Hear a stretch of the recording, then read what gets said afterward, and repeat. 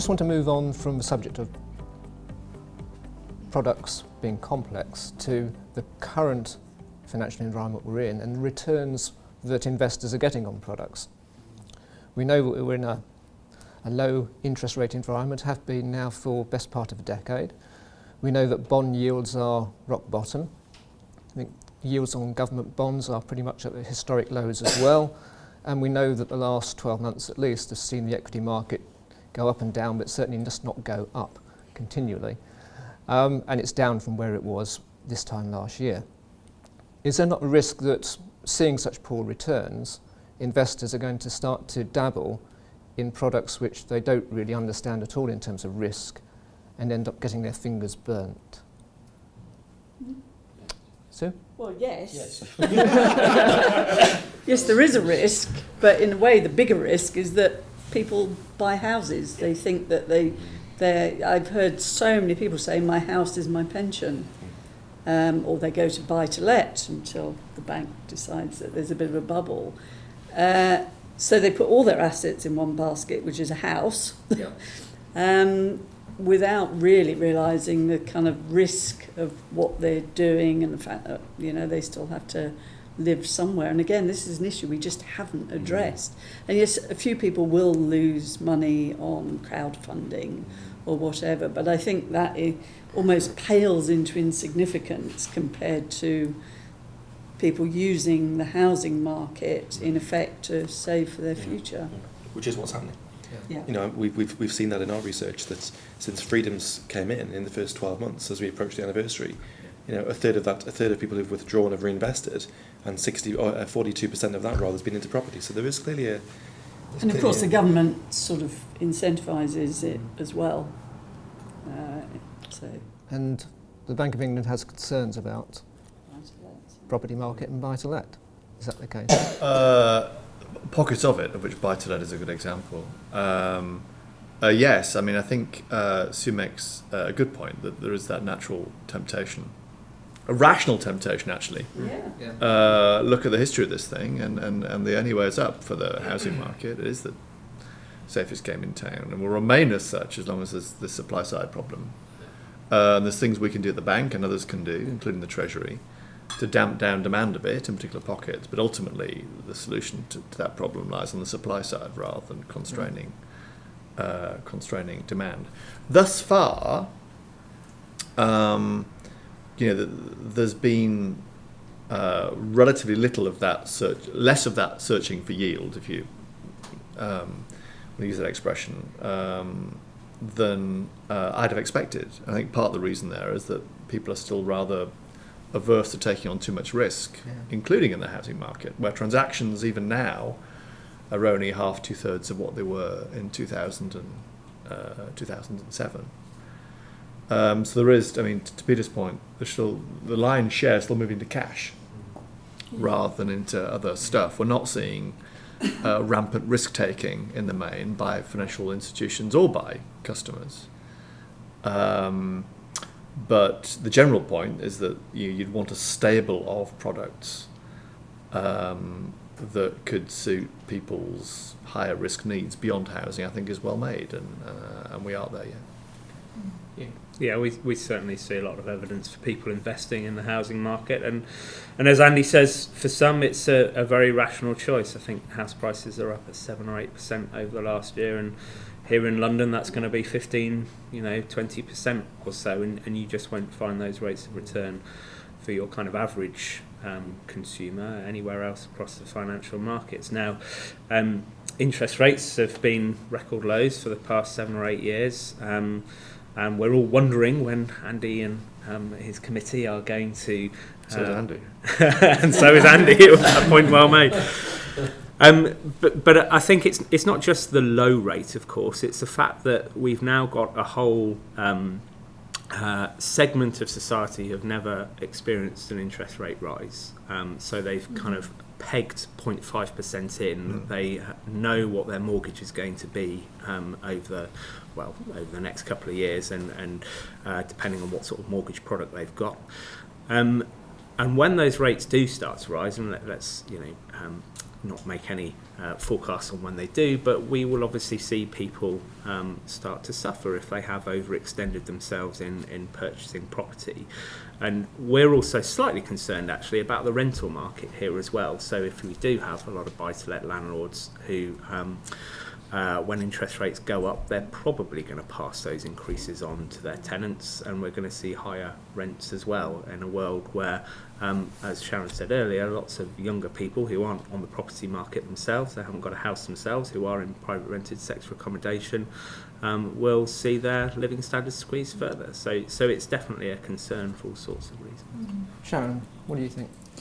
I think I feel a bit sorry for consumers really, because we want them to be financially capable, and we keep saying you need to make savvy decisions, but around saving, that's a really hard thing to do. So I think that's how we've ended up in the situation we have with people looking to property. But also it makes me really worried for people at retirement, where they feel they really need to make the most out of the pension pots that they have, and that puts them at risk of being scammed.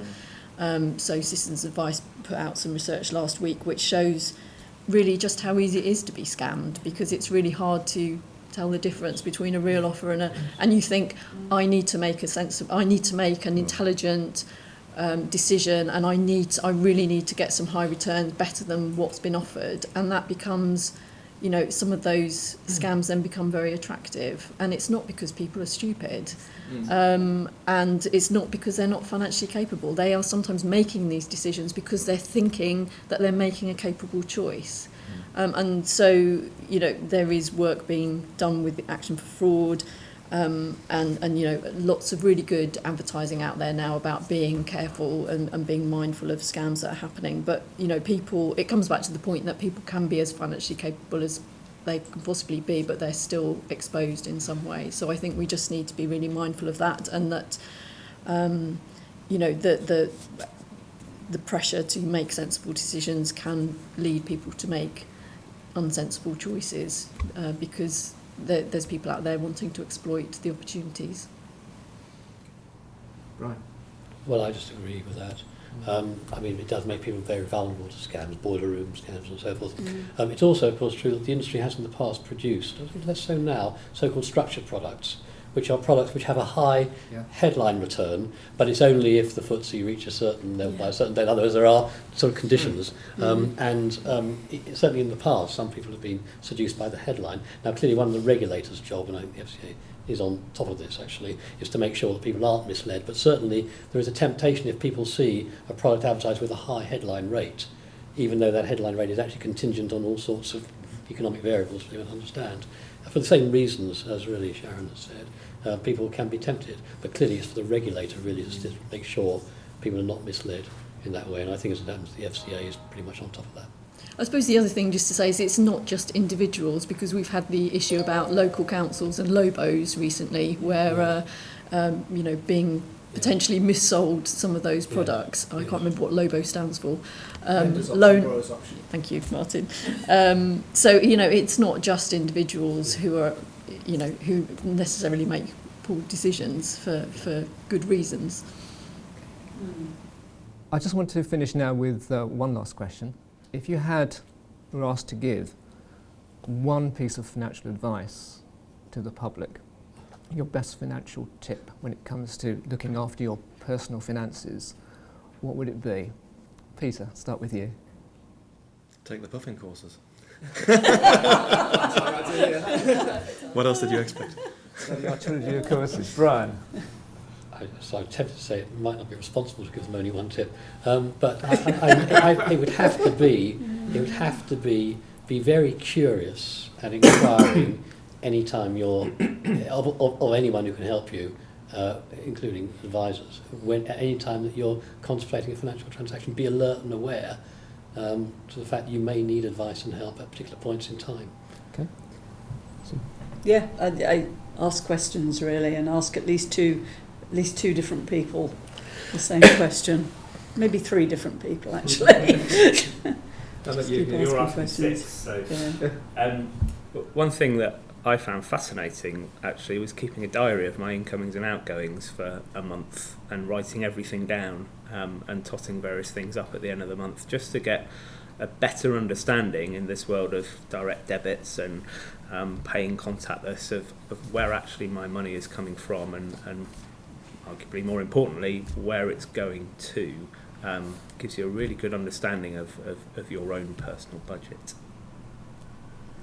Andy, what's your best tip? I'm more hopeful about the prospect of new entrants from outside of banking offering a better deal to people, including some of the technology companies. So I suppose my advice would be to look beyond the high street banking names, to some of the new kids on the block and what they might be offering.